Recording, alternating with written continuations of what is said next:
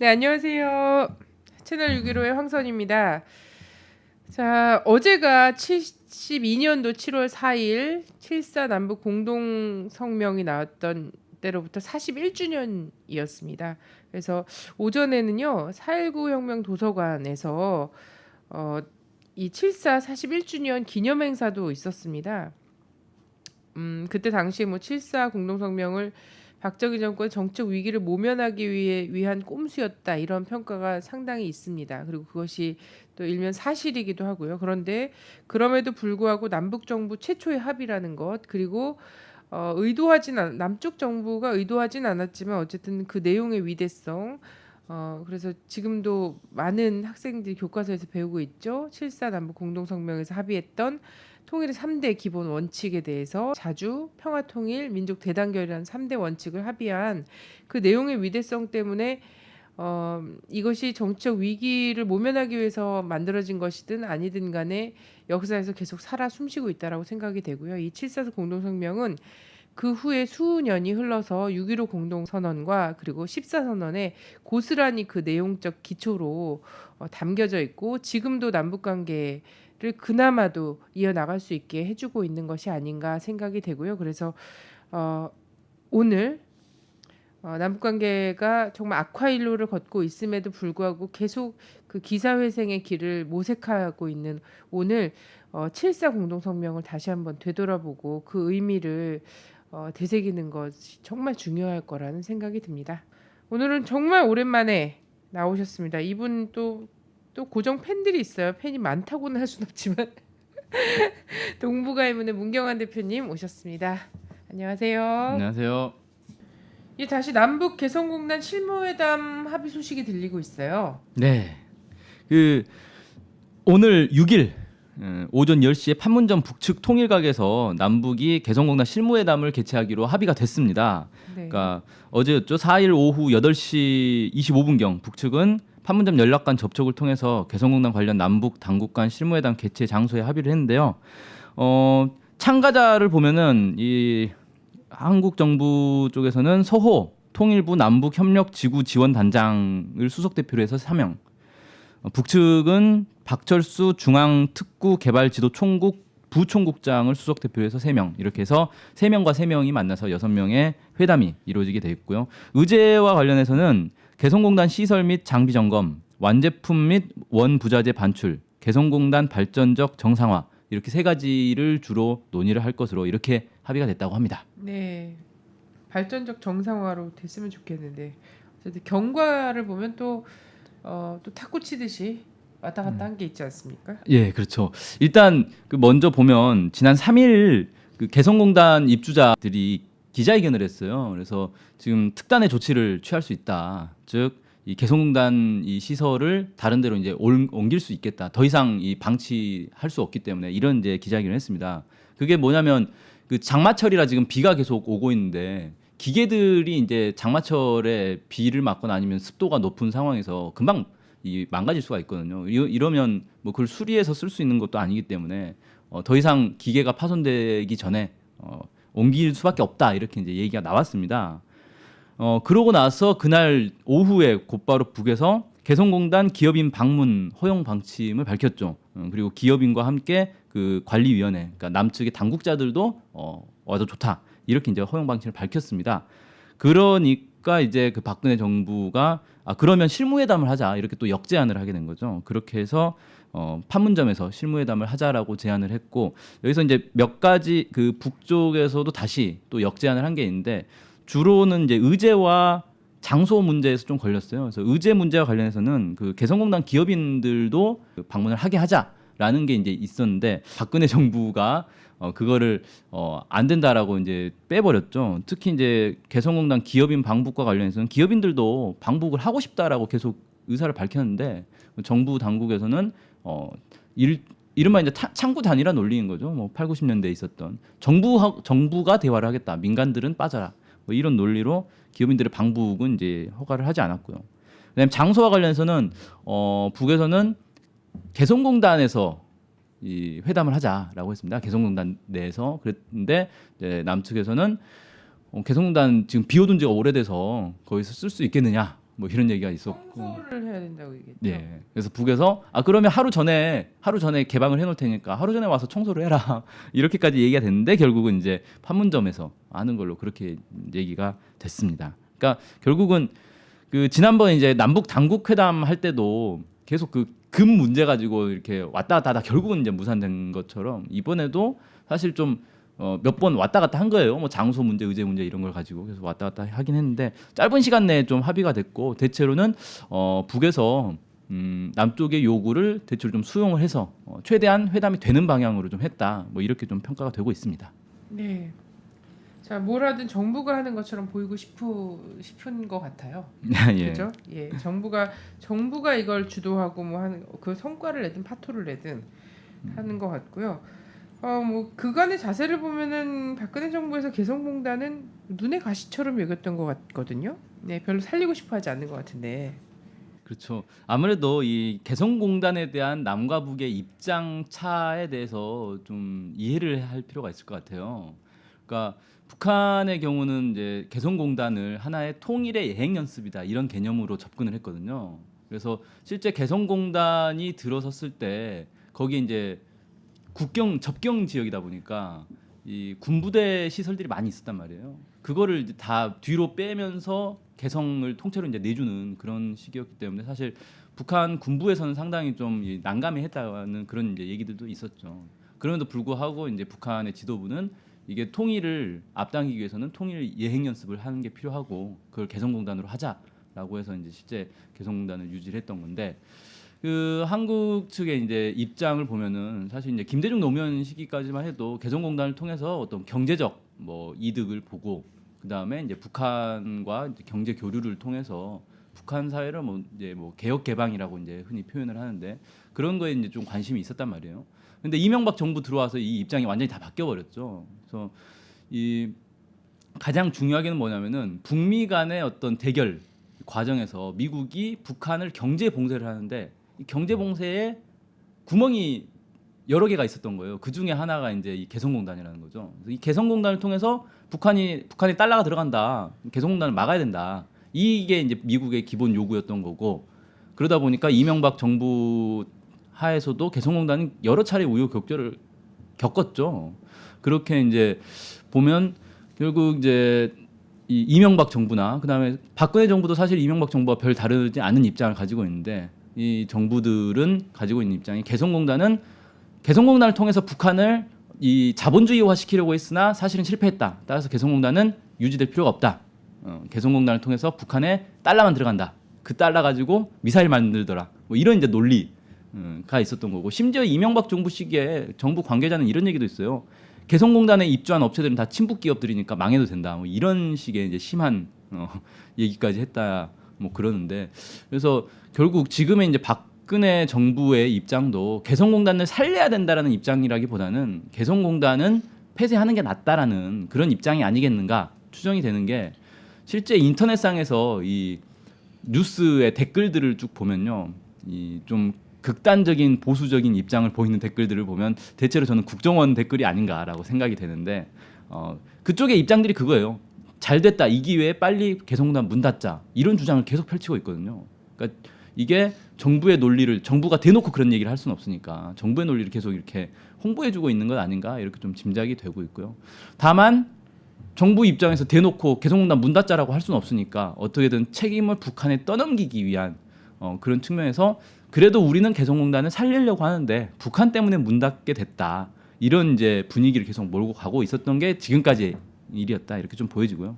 그런데 이걸 합의한 배경이 있을 게 아닙니까? 그렇죠. 예, 그걸 이제 좀 봐야 되는데 일단은 뭐 여론의 압박도 있었겠죠. 특히 이제 개성공단 기업인들 같은 경우는 지금 개성공단을 더 이상 유지할 수 없는 이제 상황까지 가버렸기 때문에 상당히 강하게 요구를 했고 이런 것들이 여론의 압박이 있었을 것이다 뭐 이렇게 보여지는데 사실 뭐 박근혜 정부가 여론의 압박이 있다고 해서 그것 때문에 움직이고 이런 정부일까라는 좀 의구심이 있습니다. 그래서 그 최근에 있었던 좀 이 한반도를 둘러싼 변화들을 좀 볼 필요가 있는데요. 가장 먼저 좀 살펴볼 게 아세안 지역 안보 포럼 ARF라고 하죠. 여기서 그 존 케리 국무장관이 북한과 관계 정상화를 할 수 있다 뭐 이런 언급을 했어요. 물론 이제 전제 조건이 있었죠. 뭐 비핵화가 되면 뭐 이런 이제 얘기였는데 조건부이긴 하지만 미국의 고위 당국자가 관계 정상화 얘기를 한 건 상당히 오랜만에 한 거거든요. 그래서 좀 의미가 있다. 뭐 이렇게 좀 볼 수가 있겠고 ARF에서도 사실 이 북한의 비핵화를 강조를 했으나 사실 이제 한반도 비핵화로 좀 정리가 됐는데 우리가 이제 많이 그 특히 이 국내 언론에서 이좀 제대로 이렇게 혼용을 해서 쓰면서 보도를 안 해줘서 그런데 북한의 비핵화와 한반도 비핵화는 전혀 다른 개념인 거거든요. 그러니까 북한 비핵화는 말 그대로 북한의 이제 핵시설을 없애겠다라는 거고 한반도 비핵화는 북한뿐만 아니라 남쪽에 있는 핵 뭐 특히 이제 주한미군의 핵무기라든지 한미 훈련할 때마다 들어오는 미국의 뭐 핵 폭격기나 뭐 핵잠수함 뭐 이런 것들까지 다 포괄하는 개념이기 때문에 사실 한반도 비핵화하고 북한의 비핵화, 북핵 뭐 폐기 이거하고는 전혀 다른 개념이다 이렇게 좀 이해를 해야 되는데 그 박근혜 정부가 계속 얘기했던 건 이제 북핵 폐기, 북한의 비핵화 이걸 주장을 했으나 결국은 이제 국제 사회에서는 한반도 비핵화로 이렇게 좀 정리가 되는 그런 분위기가 있었고요. 그 다음에 이제 또 중요하게 나서는 건 뭐냐면은 지금 북미 간의 대화의 움직임이 좀 있었어요. 북한이 북미 고위급 회담을 하자라고 제안을 한 게 있었죠. 그리고 미국도 뭐 육자회담 뭐 이런 얘기를 하면서 사실 대화를 할 것처럼 뭐 이런 분위기가 있었는데 특히 이제 최근에 그 일본의 아사히 신문에서 보도가 된 내용이 있었는데 미국은 이미 북미 고위급 회담을 할 방침을 세웠다라는 겁니다. 근데 거기 전제 조건이 있어요. 남북 대화를 먼저 해야 된다. 이건 사실 이제 재작년 작년에 있었던 그 남북 대화 북미 대화 이 패턴과 그대로 따르는 건데 결국은 이제 미국 입장에서 북미 대화를 바로 하자니 그동안 해놓은 말들이 있기 때문에 좀 체면이 안 사는 거죠. 그러니까 남북 대화를 먼저 해서 남북 대화를 하니까 우리도 대화를 해보겠다라는 식의 이제 자기 체면을 살리기 위해서 그런 이제 조건들을 내거는 것 같은데 그런 게 있다 보니까 박근혜 정부도 이걸 계속 거부할 수만은 없는 상황 아닌가. 그래서 대화에 나서게 됐다. 그래서 저는 이게 뭐 대화에 나섰기 때문에 남북 관계가 앞으로 이제 순탄하게 쭉 갈 것이다. 전혀 이렇게 생각하지 않고요.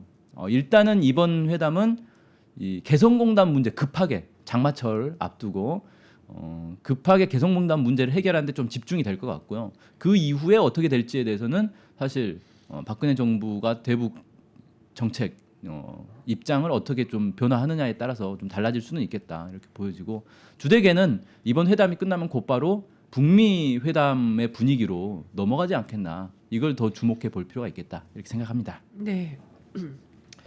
북미 고위급 양자회담에 선행되는 남북 회담이 최소한 장관급 회담 혹은 정상회담 네. 일 수도 있었는데 개성공단 실무회담으로 정리될 수도 있는 이런 네.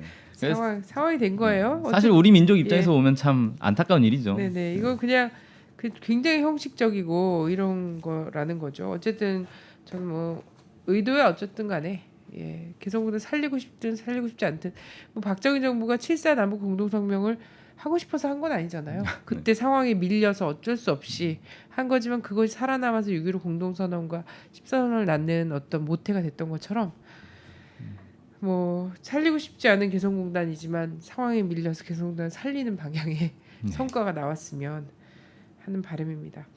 자, 한중 정상회담 얘기를 해봐야 될 것 같은데요. 박근혜 대통령이 엄청나게 활약했다고 난리가 났어요. 저는 정상회담 역사상 이렇게 많은 사진과 이런 것들이 뿌려진 거 본 적이 없습니다.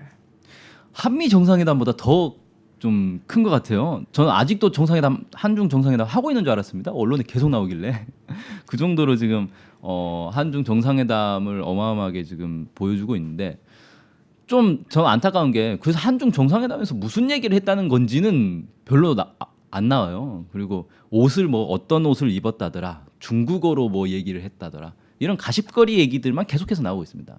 특히 한국 언론들은 정말 참 저는 안타까운 게 여자만 나오면 무조건 이 옷차림부터 보도를 해요. 그래서 어느 나라나 됐든 카메라에 여자만 잡히면 옷차림이 어떠냐 이거 가지고 이렇게 너무 이렇게 저는 앞으로 모든 국회의원과 대통령부터 국회의원들이 전부 모델이 뽑히는 게 아닐까 싶어요. 정치부 기자들이 이런 거에 그렇게 관심이 많은지 진짜 몰랐는데요.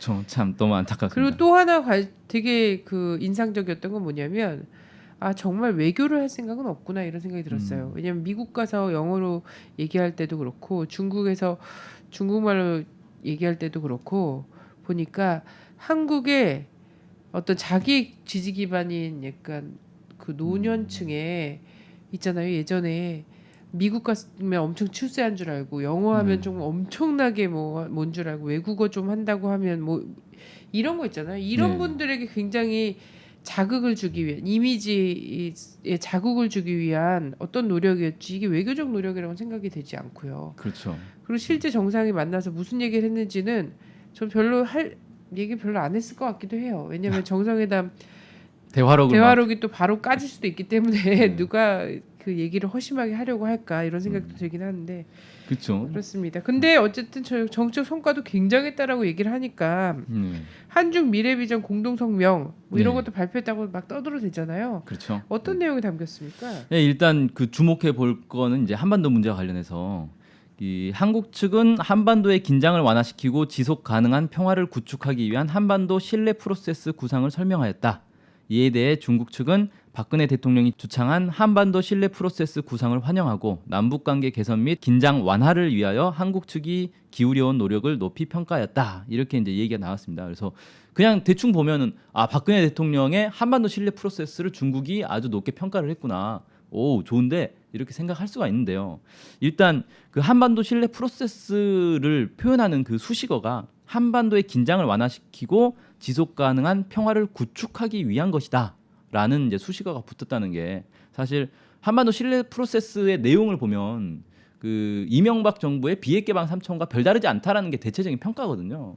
근데 이거를 그러니까 이 비핵 개방 3천이라는 게 결국은 북한이 핵 폐기할 때까지 아무것도 안 하겠다. 핵 폐기하면 대가로 뭐 돈 좀 주겠다. 뭐 이런 내용인 건데 그거랑 사실 별다르지 않은 것임에도 불구하고 이게 한반도 긴장을 완화시키는 방향으로 이렇게 갔으면 좋겠다라는 그런 이제 이 바람을 담은 것이다. 중국 입장에서는 사실 지금 중국이 계속 시종일관 수십 년째 해오고 있는 얘기는 뭐냐면은 이 한반도 관련 당사국들이 자제하고 이 평화를 유지하고 대화로 문제를 풀어야 된다. 이 얘기를 계속 하고 있는 겁니다. 그래서 여기에 조금이라도 부합하면 이걸 최대한 부각시켜서 되도록이면 대화로 문제를 풀 수 있도록 이렇게 하는 입장이기 때문에 중국 입장에서 볼 때 한반도 신뢰 프로세스도 결국 이제 대화를 통해서 문제를 풀어야 된다라는 이런 측면으로 한반도 평화를 위해서 뭔가를 해야 된다는 측면에서 좀 부각을 시켜주고 싶었을 것이다. 뭐 이렇게 좀 보여주고요. 그다음에 남북관계 개선 및 긴장 완화를 위하여 한국 측이 기울여온 노력을 높이 평가했다라는 부분도 사실 이명박 정부 들어서 남북관계 완전히 다 깨졌고 뭐 긴장 고조 박근혜 정부 들어서는 아예 뭐 전쟁 직전까지 가는 이런 상황이 있었는데 도대체 어떤 노력을 높이 평가했다는 거냐라는 부분에서 참 이해가 안 되는 부분이죠. 그래서 이 표현만 놓고 보면 그동안 이제 한국 측이 기울여온 노력이라고 하면 한국 측, 그러니까 지금 정부를 얘기하는 건지 이전 정부를 얘기하는 건지 아니면 그 이전 김대중 노무현 정부를 이야기하는 건지를 그냥 다 포괄적으로 얘기를 했다는 거예요. 사실 굉장히 역사적인 표현이잖아요. 이 남북관계 개선 및 긴장 완화를 위해 한국 측이 기울여온 노력을 높이 평가하였다. 여기서 삭제된 거는 그간 한국 측이 기울여온 역사 속에서 한국 측이 이거는 저는 뭐 중국어 원문을 또 제가 보지 못해서 모르겠는데 이렇게만 나온 한글 그 언론들을 보면서는 어떤 게 느껴졌냐면 한국 민중들인지 한국 정부인지 이거 굉장히 역사적이고 이거 굉장히 그 광범위한 표현이라는 거예요. 그래서 분단된 이후에 계속 통일을 위해서 부단히 노력해왔던 어떠한 흐름 있잖아요. 네. 이것에 대한 평가다라는 생각이 들었어요. 물론 중국이 굉장히 심사숙고를 하고 그 부분을 크게 봤다라면 네. 근데 어쨌든 최소한 이명박 박근혜 정부의 노력을 높이 평가할 그 이성과 상식은 없을 것이다. 예.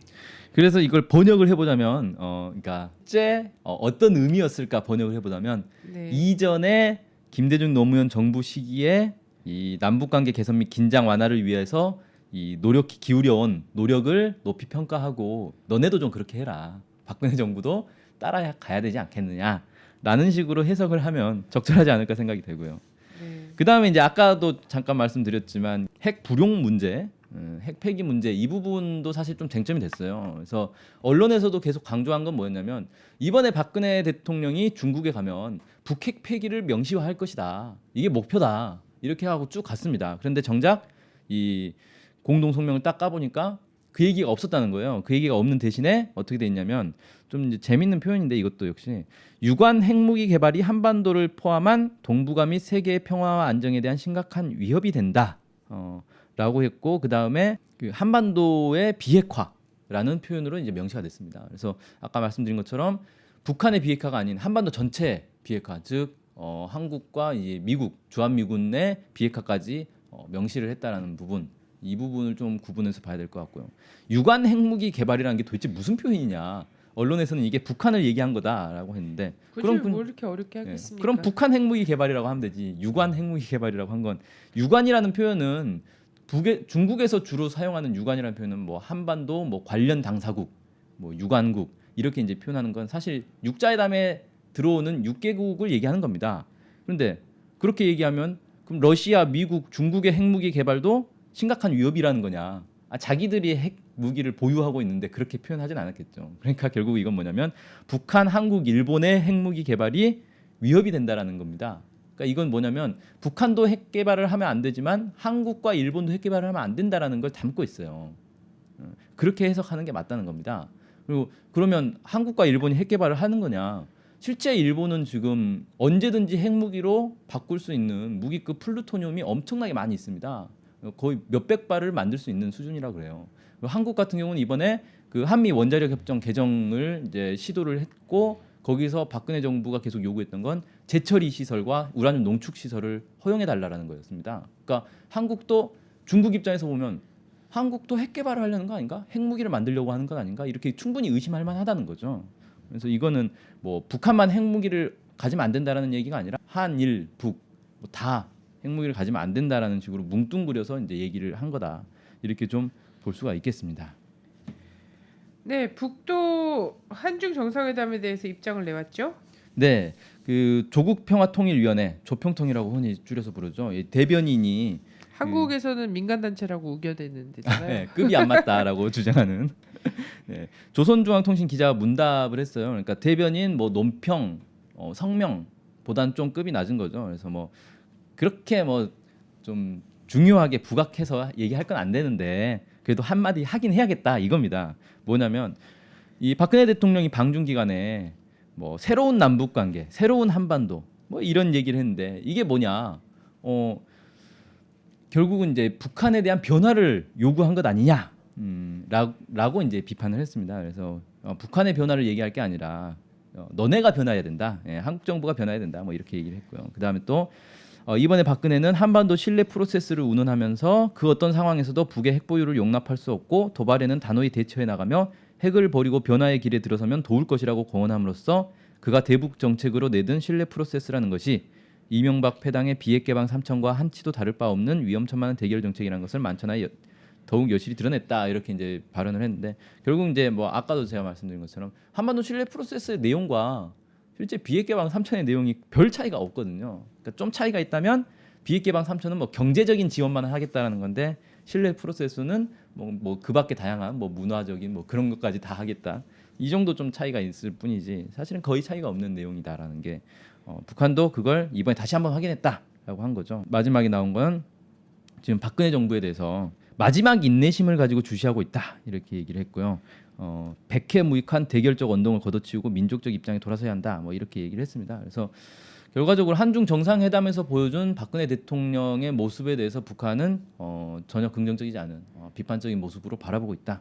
이렇게 볼 수 있겠죠. 네, 그래서 북에서는 변해야 할 것은 다름 아닌 남쪽 정권이다 이렇게 표현을 했잖아요. 그러니까 네. 정책의 변화를 촉구한 거잖아요. 근데 남쪽의 댓글 우리 국민들의 댓글은 어땠냐면 새로운 대통령이 필요하다. 새로운 한반도가 아니라 새로운 대통령이 필요하다. 막 이런 댓글들이 많이 있었고요. 마지막 인내심이 바닥났다 이런 인내심 바닥났다 네. 우리는 뭐 이런 한국 국민들의 인내심은 바닥이 났습니다. 예. 그런데 아직 남북관계 관련해서는 이렇게 메시지가 나오고 있다는 거죠. 자, 한중 정상회담 뭐 중국이란 거대한 스튜디오에서 저는 정말 패션 화보를 찍는 거를 보는 그런 느낌이었어요. 자, 아세안 지역 안보 포럼도 열렸습니다. 네. 예, 언론은 한미일의 승리다. 뭐 26대 1인가요? 25대 1인가요? 이렇게 자평하고 있습니다. 아 그래요. 네. 내용 봐야겠죠. 네. 예, 그 아세안 지역 안보 포럼 뭐 ARF라고 하는데 여기 이제 미국도 들어와요. 아세안인데 특이하게 미국도 들어옵니다. 그래서 사실 육자회담의 외교부 장관들이 다 모인 자리예요. 여기가. 그래서 뭔가 이 육자회담 참가국 성원국들 사이에 이 긴밀한 논의가 있지 않았겠느냐라고 하는데 실제로 없었다 그래요. 없었다는 건 아직까지는 대화의 준비는 안 돼 있다는 거죠. 이 6개국 특히 이제 뭐 북미 뭐 한 남북 뭐 이렇게 해서는 아직까지는 대화의 준비는 안 돼 있구나라는 걸 좀 확인할 수 있었는데 여기서 그 북한의 박이춘 외무상 부상이 기조연설에서 대북 적대시 정책 청산과 핵위협 해소, 유엔군 사령부의 지체 없는 해체, 북미 고위급 회담의 개최를 주장을 했다고 합니다. 그러니까 사실 이건 그 동안에 주장해왔던 내용을 다시 한번 좀 반복한 건데 특히 좀 이제 주목해 볼 만한 건 유엔군 사령부 얘기가 지금 반복해서 계속 나오고 있어요. 그 전에 북한의 유엔 대사, 주 유엔 대사가 기자회견을 해서 유엔군 사령부의 해체를 또 요구를 한 적이 있습니다. 이건 이제 제가 볼 때는 이 미국에 대한 외교적 압박이다 이렇게 좀 보여지는 게 유엔군 사령부는 사실 이제 한국 전쟁 때 만들어져 가지고 지금까지 유지가 되고 있는데 1975년도에 유엔 총회에서 유엔군 사령부 해체 결의안이 통과된 적이 있어요. 그러니까 지금 그 유엔 총회의 결정을 거스르고 불법적으로 지금 계속 유지가 되고 있는 겁니다. 그렇기 때문에 이번에 북한이 이제 다시 유엔 총회 이걸 상정했을 때 다시 한번 또 당연히 이 통과가 될 거란 말이죠. 그럼 미국 입장에서는 유엔 총회 결의를 2번이나 어겨야 되는 이제 상황이 된 거고 상당히 미국을 외교적으로 압박하는 그런 이제 내용이 될 것 같은데 어쨌든 이걸 다시 한번 좀 주장을 했다는 거고요. 그 다음에 북한이 9.19 공동성명에 대해서 시대에 뒤떨어진 것이다 이렇게 정확하게 지적을 했어요. 그래서 왜 그러냐면은 지금 9.19 공동성명 얘기를 다른 육자회담 참가국들이 계속 얘기를 하고 있는데 북한에게 9.19 공동성명을 이행해라 이 얘기를 하고 있거든요. 근데 북한의 입장은 뭐냐면은 왜 우리한테만 이행하라고 하느냐.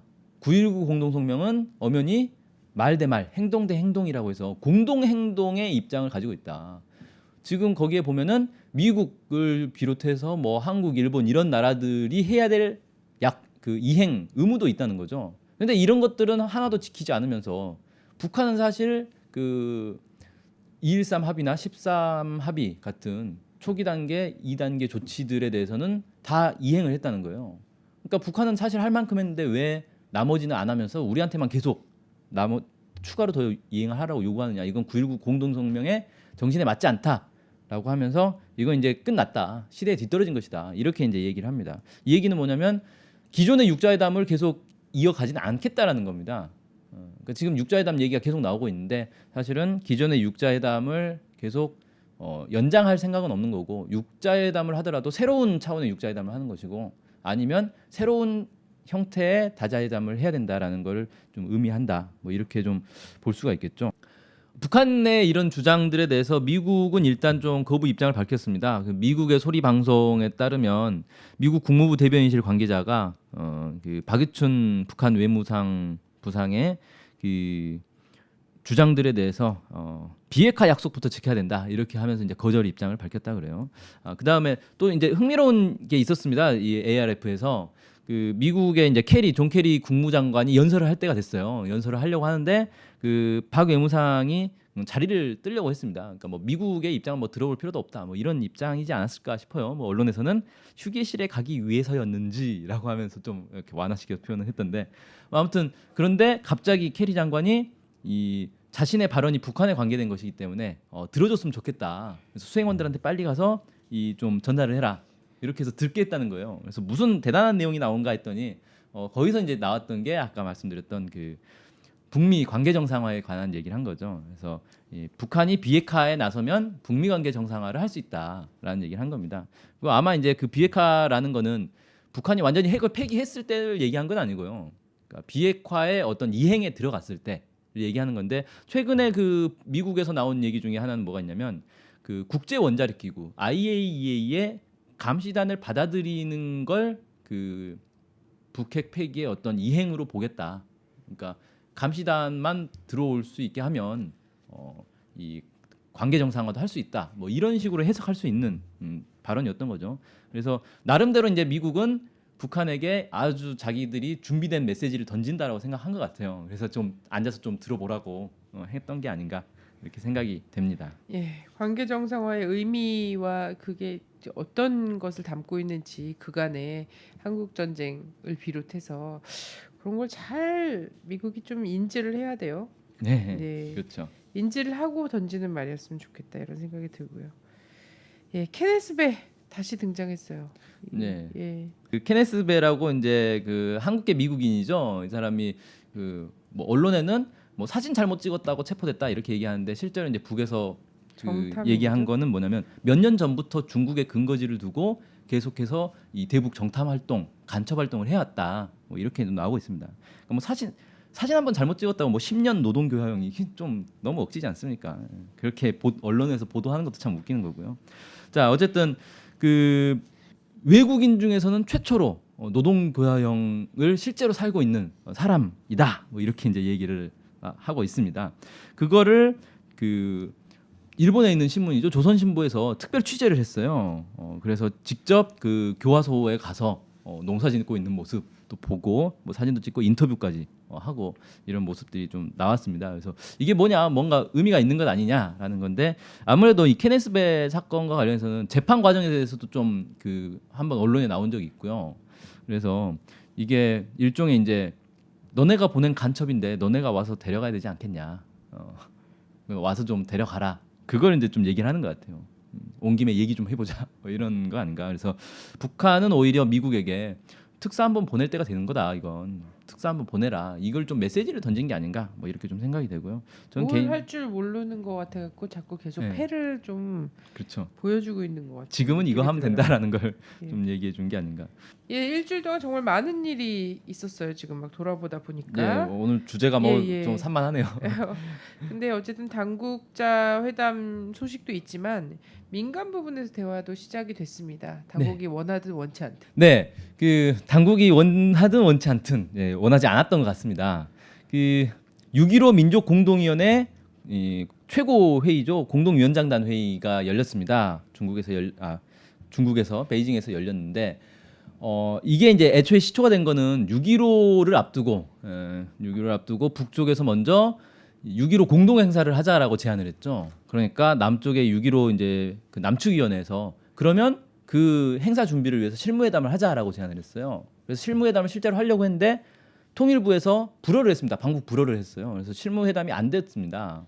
무산이 됐고 결국 6.15 공동 행사도 무산이 됐죠. 그래서 남과 북이 별도로 이제 행사를 하게 됐는데 이번에 이제 다시 회의를 하자. 공동위원장단 회의를 하자. 이거는 원래 이 연례적으로 해야 되는 회의인 거죠. 조직체가 있으면 그 조직의 이제 최고 의결 기구를 운영을 당연히 해야 되는 거니까. 그래서 이번에도 이제 회의를 하기 위해서 정부 측에 제안을 했는데 정부에서 지금은 때가 아니다. 기다려달라. 뭐 이런 거의 이런 이제 분위기로 불허를 했어요. 그래서 결국은 이제 못할 상황이 됐는데 남쪽에 이제 그 6.15 남측위원회 대표진이 그냥 갔습니다.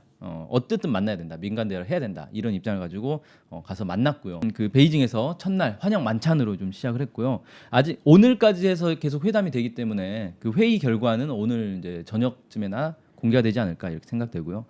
남쪽에서는 이창복 그 6.15 남측위원회 상임 대표의장과 이승환 손미 공동대표, 정현곤 장대현 공동집행위원장이 참석을 했습니다. 북측위원회에서는 김한수 위원장과 양철식 부위원장 겸 사무국장, 박성일, 김태준, 김승철 위원, 6.15 해외 측도 있죠. 해외 측 위원회에서 곽동희 위원장과 조선호 부위원장 겸 사무국장, 차상부 부위원장, 손세일 위원이 참석을 했다고 합니다. 결국은 이제 민간급 대화가 됐는데 좀 좋은 얘기들이 좀 많이 나왔으면 좋겠고요. 사실 민간급에서 대화를 한다고 해도 여기서 나온 결과라는 게 남북의 민간 단체들이 힘을 합쳐서 통일을 위해서 이런 것들을 하자라는 건데 정부에서 이걸 협조를 해주지 않으면 또 가로막히는 게 되게 많습니다. 민간 공동 사업으로 남북 해외가 공동으로 하는 사업이기 때문에 통일부에서 또 뭐 불허하고 이런 식으로 나오면 사실 상당히 어려운 문제이기 때문에 박근혜 정부가 과연 남북 화해의 의지가 있는지 6.15 선언 이행의 의지가 있는지는 결국 이런 민간 이 통일운동 단체들의 활동을 어느 정도 보장하는지에 달려 있지 않겠나 이렇게 생각되는데 일단 뭐 회의부터 불허를 해버리는 이런 모양새는 사실 좋은 징조는 아니다. 박근혜 정부의 입장이 어떠한지를 사실 말해주고 있다 이렇게 좀 볼 수 있겠습니다. 네, 창구 단일화 논리를 뭐 개성공단 기업인들한테도 펼치고 있으니까요. 공동위라는 그 남북 해외 3자연대 조직에 대해서는 당연히 또 그런 입장일 것 같고요. 근데 그러한 근시안으로는 도대체 뭔가 일이 자신에게 유리하게 풀어갈 수도 없을 거라고 생각이 되는데요. 자, 뭐 곽동일 선생님이나 이런 분들은 이제 연세도 많으시고 한데 얼마 전까지만 해도 한국도 자주 왔다 갔다 하시고 6.15 행사 때도 들어오셔서 제가 서울에서 또 뵌 적이 있었는데 뵌 지가 너무 오래된 것 같아요. 남북 관계가 이렇게 되면서 해외 교포들이 의 고향 방문이나 서울 방문이나 이런 것들도 굉장히 소원해지고 있는 것 같고요.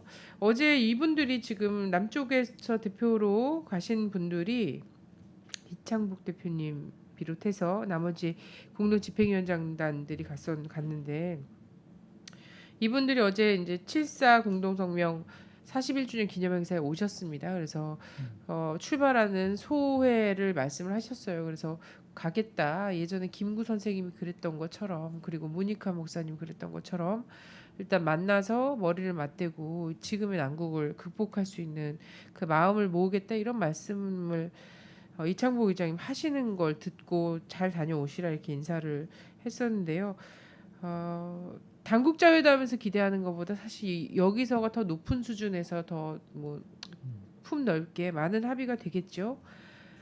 당국이 이제 그걸 또 시샘을 할 거라는 생각이 드는데 모처럼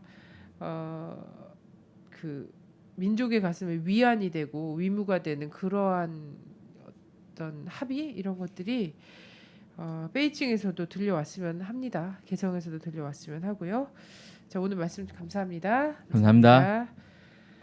자, 남쪽 전국은 또 여전히 경랑 속이죠. 부정선거라는 초유의 일이 벌어졌어요. 3.15 부정선거를 능가하는 거다라고 해서 벌써 10개 대학에서 교수들의 시국선언이 그 넘어서 이루어지고 있고요.